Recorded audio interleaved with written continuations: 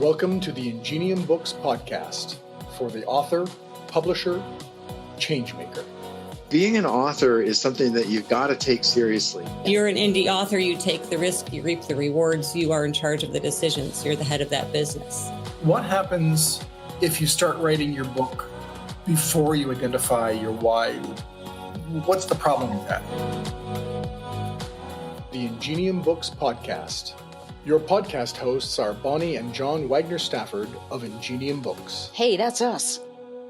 Welcome to season 2, new season, new name, the Ingenium Books podcast.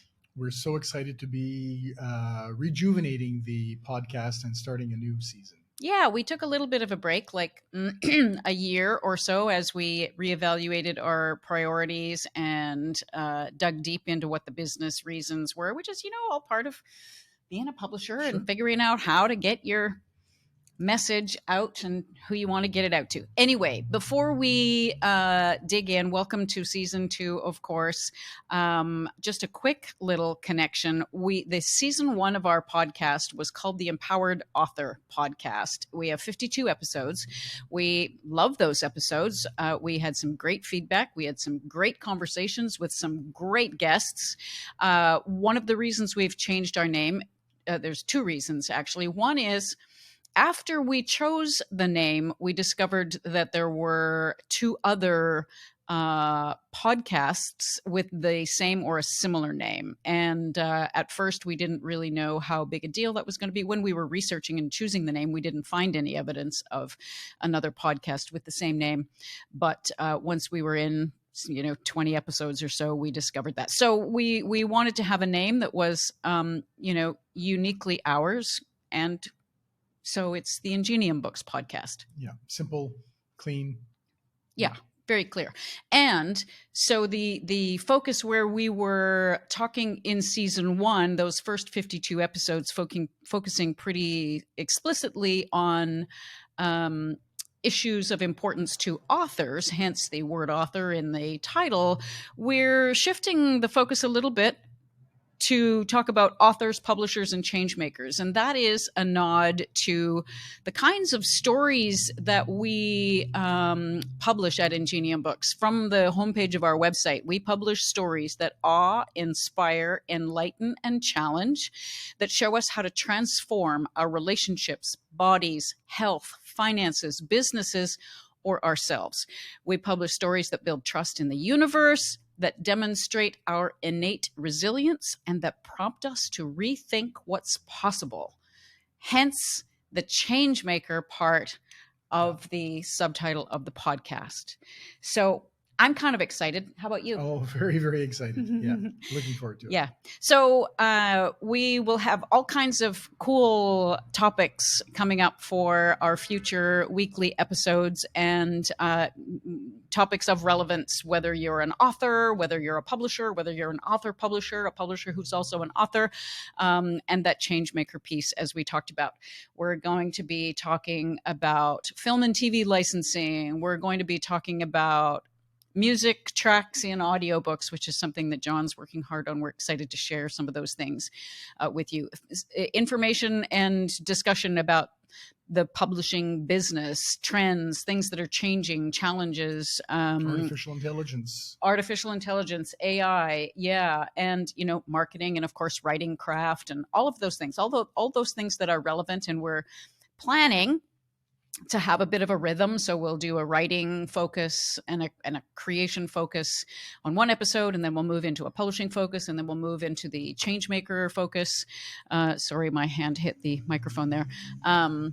And we'll just see how that rolls out. But every week, so we're looking forward to it. Thanks for joining us.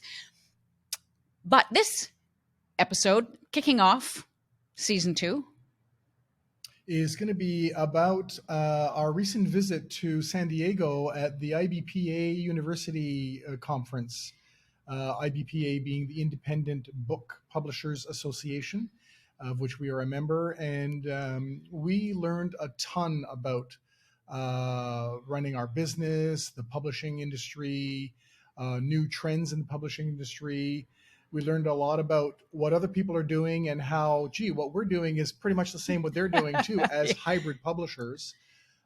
So we're happy to talk about some of the things that we learned. Yeah. So Independent Book Publishers Association, or IBPA, they're Publishing University 2023. They have one of these conferences every year. I can't remember if, I think they held them virtually during the heydays Yes. of the pandemic. And we've been members of IBPA for, I don't know, 6 or 7 years now. And we've made plans a couple of times to go to the conference. One of those times was right when COVID hit. And it was like, I guess we're not going this year. So this is the first time that we've made it to the conference, and it will not be the last. It was really a great experience. So, we wanted to talk about some of the things that we heard and share with you some of those things. And I guess one of the things that stuck out to me that I heard in one of the keynotes was the future of publishing is independent. Did that strike you? Yeah, it was. And it was actually rather good to hear, because that's kind of where we are going and have been. Well, we are independent. We are independent, but that's where we have been. And it just supports the whole notion of newness, creativity. There was a lot of talk about the Big Five being the Big Five publishers who have different models than independent publishers do. And or hybrid publishers. So that was all pretty interesting to learn about. Yeah. I also thought it was interesting to hear, I might have even been in that same keynote. I can't remember exactly where I heard it, but where there was a very clear articulation of what the word independent means when we're talking about independent publishers, independent authors. So, and one of our authors asked us recently what this was. And so they described, whoever it was, I'm sorry, I can't remember who it was to give appropriate credit, but they described an independent author or an independent publisher as meaning that the author in an independent relationship has some skin in the publishing game.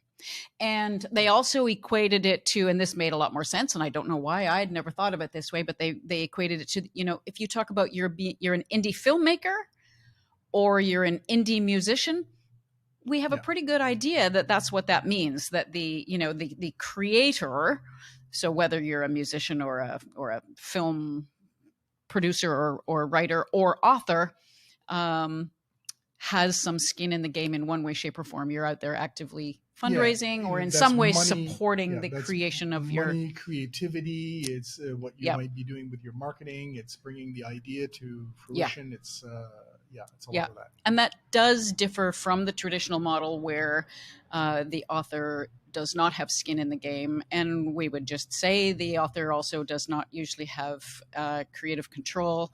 They give up a lot of rights, and they give up a lot of their potential for royalties on the other end. Not that there's a right or a wrong. There's a publishing model out there for everybody, and not the right. There's no one size fits all. Yeah. So that was interesting. What was something else that stood out for you? Well, I just wanted to kind of add something to that. As an independent publisher or an author who is publishing your own books, therefore an independent publisher, and we had a podcast about this last year, at least one, you're running a business. Yeah. So one of the other things that we delved into on day one, in fact, or before the conference started, was a lot about what it takes to run a successful business as an independent publisher, whether you're an author with one book, an author with a series of books, a hybrid publisher like us running with many, many authors and many books. There was, we're all running businesses, small businesses. Yeah, that was it was a 4-hour session, one of the pre-conference sessions. And it was really interesting to hear some of the things. I found it very validating to we're having other people are having the same challenge that we are. For example, lots of talk, both in that session and elsewhere around the conference, about how publishing is a very low margin business. Yeah, we're not always or necessarily in this business solely for making lots and lots of money. In fact, you can't, not even solely. That's not going to It's not happen gonna in this happen. business. So that brings to light, when you're running your business, and us as well, of course, what's driving that? And the word passion comes up. And you need to have a passion for what you're doing that is going to be leading and driving that business. I think. And, that was a pretty important point that was made. Yeah, exactly. So if you're not in it for money, then what are you in it for? And if you don't have a passion for whatever part of the process, whatever part of the business brings you that energy from the passion, there's all kinds of different passions that people can have, but it really is about being passionate about some element of that. And it fit for us. I thought it was kind of interesting. Of course, they talked about mission and vision and that sort of thing. And we have a purpose statement and a set of core values. And they're talking at first, and I'm like, oh, we don't really have a mission statement. And then the more they talked about it, yes, we do. Yeah. Our purpose statement is breathing life into ideas, so it's a purpose statement which feeds directly into our passion, so the whole notion of ideas and breathing life into them, helping authors see what's possible with their ideas. So we're breathing life into our own ideas, but also helping authors by breathing life into their ideas, helping them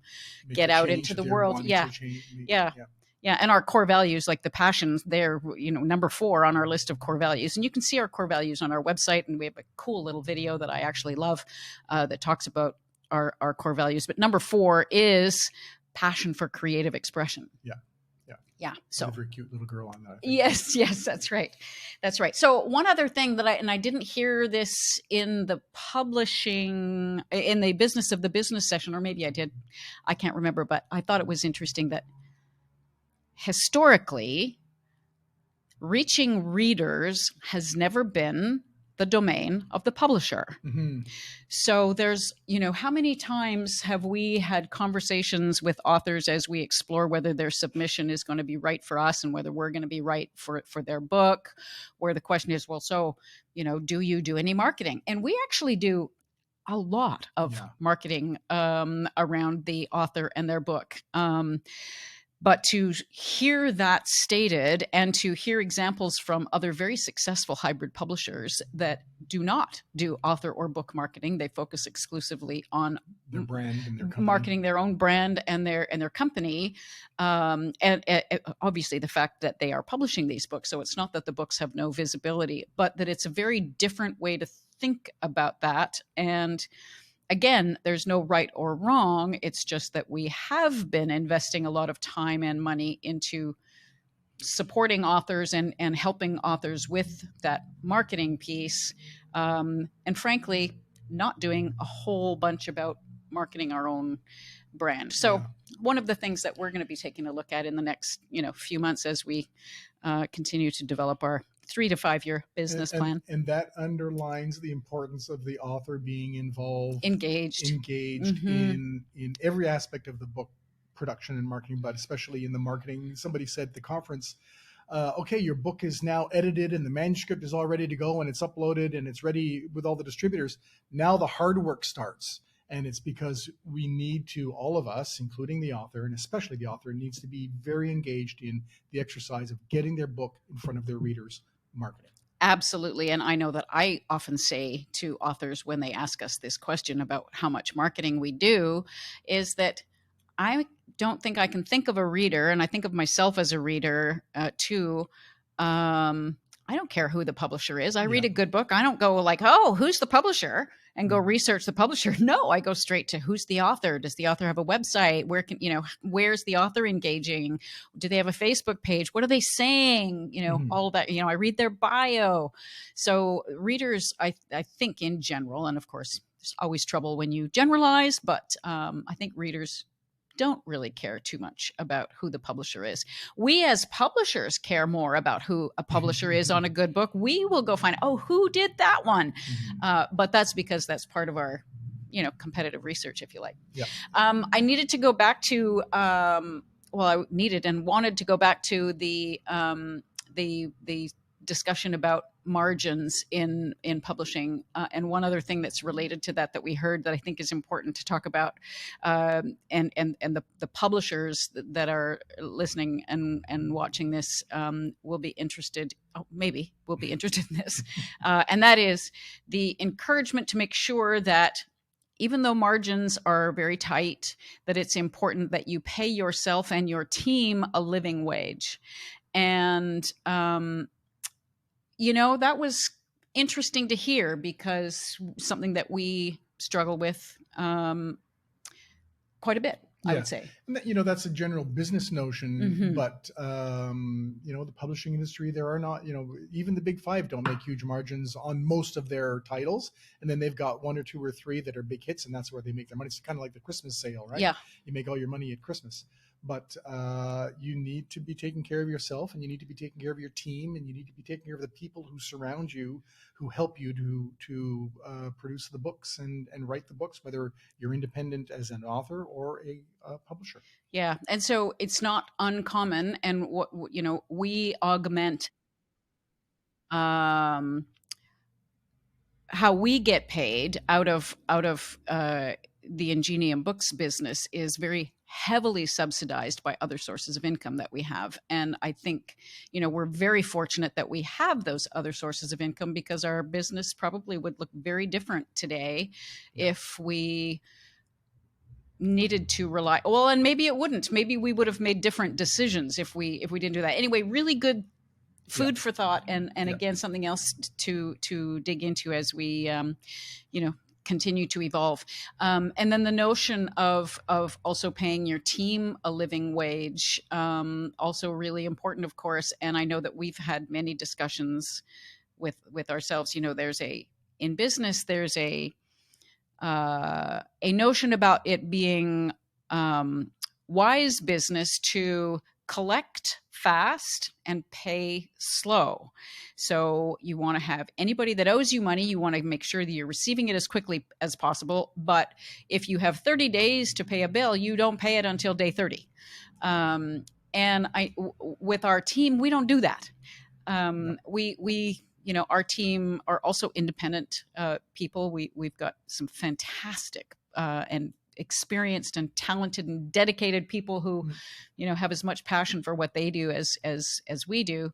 And we like to make sure that we get them paid quickly, because everybody's kind of waiting around for money. So not that that's, wise. I got to go pay some bills. Right. Yeah. Sorry. I'll be right back. Not that that's wise from a business perspective, but that's what we've chosen to do. What's next? I'm looking at what's next. I wanted to talk about, I don't know, there, my screen is changing. We also attended a couple of sessions actually, related to film and TV licensing. And that's something that we're going to be talking more about on this podcast, because it's something that we are very purposefully digging into. And maybe before we do that, should we just quickly touch on what we heard about AI before we get into, because otherwise we and not that, like, we are not AI experts. I've dabbled with Chat GPT, and we use Otter.ai to help us with transcripts. So it's, it's not foreign, but we're not aficionados by any stretch. But you had some more, you sat in on some more sessions about AI. Yeah, so AI, artificial intelligence, is here. It's here to stay. It's been around for a long time. And there's lots of talk in the news recently, even in the last week or so, of one of the AI gurus from Google who has left. Saying it's going to be the end of humanity or whatever. Yeah, so nothing to be afraid of. But I'm afraid of the end of humanity. But for AI. But we've got a lot everyone's got a lot to learn, even the people who are creating the AI. And we know that there are going to be some benefits that we as humans, as publishers, as writers, can benefit from, and we know there's going to be a downside, and we don't know totally what that impact is going to be. We learned a bit about a tool, a small little AI tool related to audiobooks, that listens to your audiobook and says, hey, this gap is too long, or there are there's a mic pop there, There's a mic or pop there, so that's good. generates your list of pickups. It reduces one of the listen backs that I've got to do of a 4 or 5 or a 10-hour audiobook. Mhm. But so that's a good thing. So we're still learning a lot about it. We have our eyes open to it, and we are following it closely because we certainly want to be in the know and share everything that we learn about that with you through these podcasts and Yeah. other means. Yeah, there's, I have my own concerns about copyright issues and authenticity issues and not having our work stolen, or, all of those kinds of issues. But somebody said, we had the same conversations when the internet came about, and we had the same conversations again when social media started to hit, and now we're having the same kind of conversation around AI, and the world didn't end. No, but we need to be careful. Yes. And spam. What is spam all about? It's horrible, and hacking and all this kind of stuff. So we need to be in the know, and we plan to be in the know. Yeah, exactly. So, okay, and there was so much that there were sessions we attended. We broke up. We didn't break up. We're still together. But we looked at attended separate sessions. Yes, we attended separate sessions and came back together and compared notes so that we could, get as much information as we could. So we attended sessions on marketing and branding and supply chain issues. And there was a big focus as well on DEI, which was really, really good to hear. What is DEI? It's diversity. Exclusive? No. It is a DEI. Oh my Inclusion? God! Sorry, I put you on the The spot. I is inclusion, and I was the DEI, diversity, equity, and Equity. inclusion. Yeah. And so lots of really inspiring people doing really great work in this area, and something else that we'll be looking at with respect to what it means for our business, and we certainly, And the people we work with. and so marketing and branding and all that kind of stuff. But let's talk about film and TV licensing. Well, film and TV licensing, we've been actively pursuing this for the last year or so with at least one of our titles, and we've been learning a lot about it. And there were 2 sessions, one specific session and a follow-up session, I think, at the conference, which just was amazing. It was fun, and its focus actually was on how do you pitch to the executives who are going to say, yeah, we'll take your book, or no, we won't. But it certainly validated the work that we've been doing with The Picture Wall, which is the title that we've been working on for the last year. And it gave us With some respect new to insights licensing, with respect to TV and film, or film licensing. And it has validated a lot of the work that we've done. It's encouraged us to do some more work in different areas to help move things forward. Mm-hmm. And I think some of the things that I heard that were interesting, and not necessarily brand new stuff, but the number of award-winning TV series and films that are based on books. I can't remember the statistic, but it was a lot. We were just talking just before we started recording. Is it the majority, or is it just many? So we're just going to say many, because I don't know what the number is off the top of my head.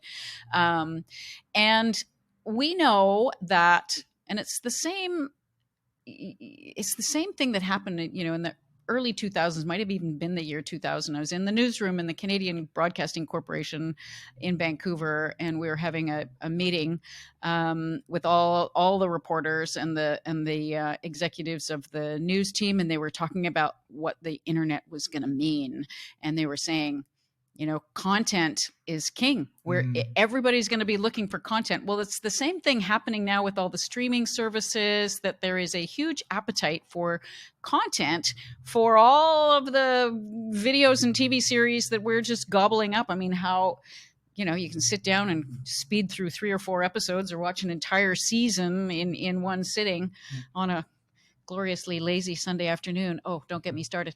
But so there is a demand for content. There are really good stories being told with books. And so why wouldn't we be looking to make that connection and, open the doors to what is possible for some of the books that we publish that we think have legs on screen. Yeah. And we have a lot of them. And, it's just another amazing outlet to get the story in front of the right people. Our passion is to get those stories out there. And so many more people could benefit from the story that's being told, the message that's being conveyed through film and television. Yeah, but it is a totally different way. You don't have the same. Obviously, we've got 50 or 80,000 words to show the arc of the character and the story arc, and to bring the reader, to immerse them in a different way into the story that we're telling, whether it's fiction or nonfiction. And on the screen, you don't have that. Yeah, it's very different. It's much more visual. So you have to be able to show. If it's a highly emotional story, you have to, before you're thinking about whether it will work on the screen, you have to think about, what is the viewer going to see? What is the setting? How is the story going to demonstrate that emotional quality when all we can see is the face of the character? So it really does take a different twist. Some of the other things that you need to think about is, where is the story told, and from the perspective of how many settings are there and where are the settings. And so if you have, one of our books that we just love, and we looked into trying to explore a film and TV licensing opportunity for it, is Flying with Dad by Yvonne Caputo. We love the story of her father's experience training for and then becoming a navigator in B-24 bombers in the Second World War, and he got PTSD, and that impact on the family when he got back home, and the impact that had on her relationship with him her whole life. And right away it was like, oh, we have 11 different locations just in the States. Then we have locations in Europe. We have locations in the air, in an airplane.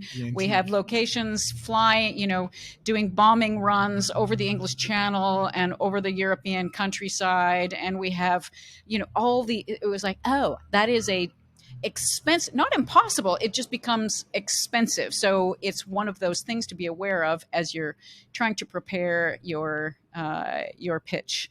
That's what the executives are going to be looking at. How much is it going to cost us to produce this thing? Yeah. And interestingly, the gentleman that was leading the workshop at IBPA this past weekend, as we're recording this, he was saying very few film and television shows actually make money. It's same as publishing. Very few actually make money, but it's the blockbusters that pay for everything else. And you never really know which one is going to go pop. Yeah. So, they had this very cool contest. So the workshop was about developing your pitch.